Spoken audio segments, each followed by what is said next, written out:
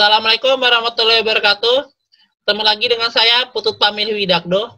Saya adalah peserta Lasar Angkatan ke-13 tahun 2020. Pada kesempatan kali ini, saya akan coba menjelaskan terkait dengan Wall of Government.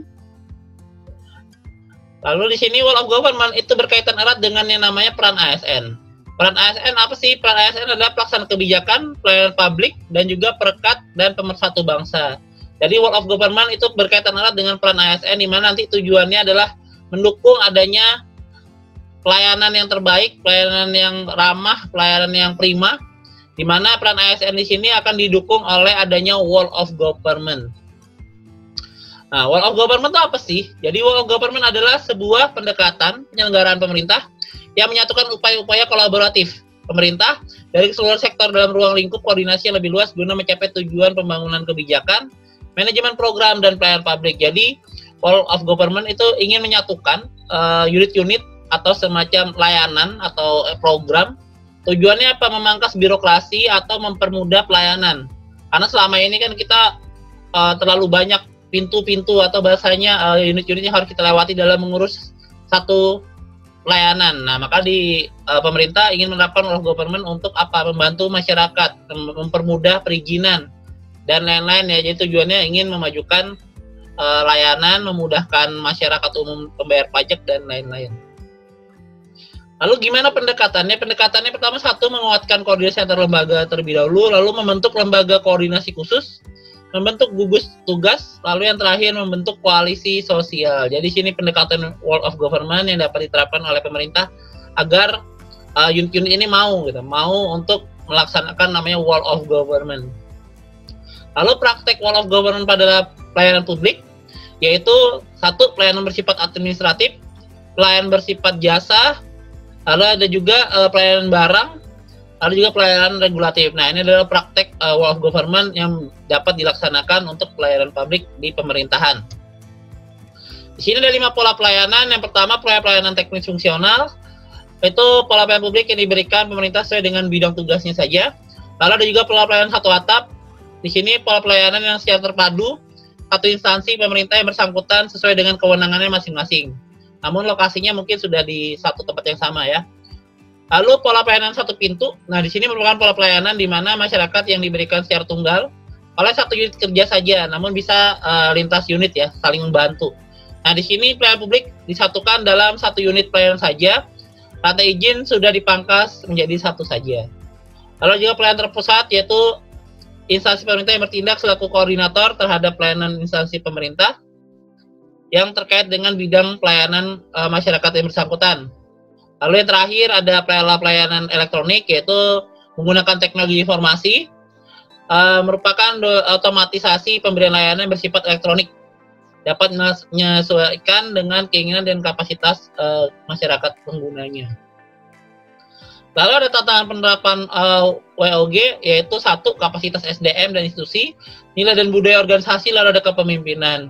Di sini kenapa kapasitas SDM dan institusi menjadi tantangan? Karena memang SDM sumber daya manusia di Indonesia masih cukup kurang ya, dari sisi contoh dari segi teknologi, penerapan aplikasi, nah itu masih agak kurang ya. Makanya kadang-kadang kapasitas SDM ini masih ingin terus ditingkatkan oleh pemerintah. Lalu juga nilai dan budaya organisasi, ini berkaitan dengan kultur dan budaya.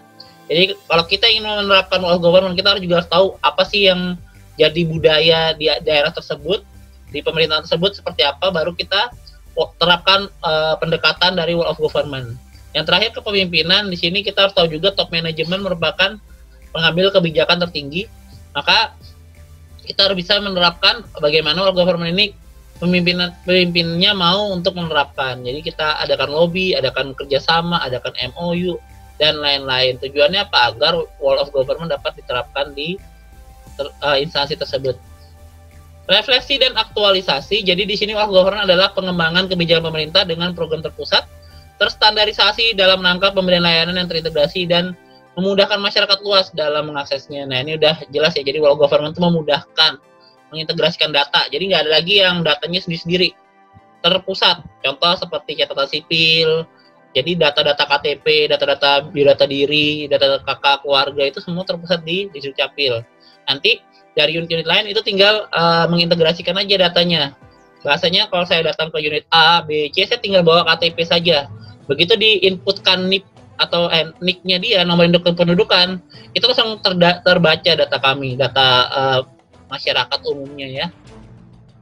Nah, itu tujuannya of government, tidak hanya itu tapi juga memudahkan layanan ya. Jadi ya lagi main lempar-lemparan layanan tuh, kamu ke sana dulu, kamu ke sini dulu gitu.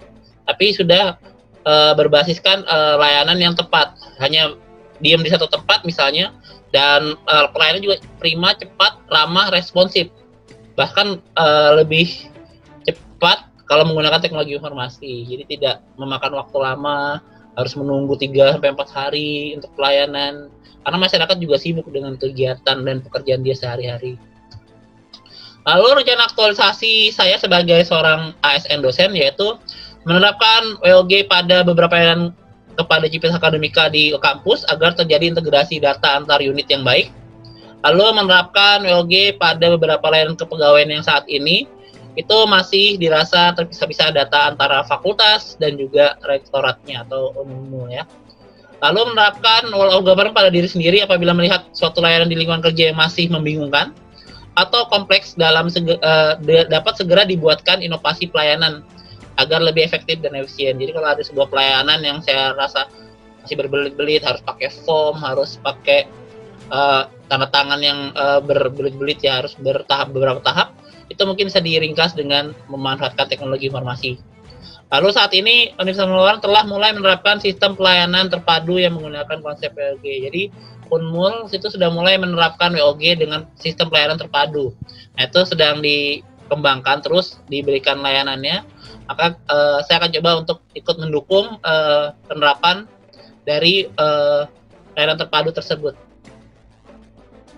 Oke, mungkin itu saja penjelasan saya terkait dengan Role of Government. Terima kasih. Assalamualaikum warahmatullahi wabarakatuh.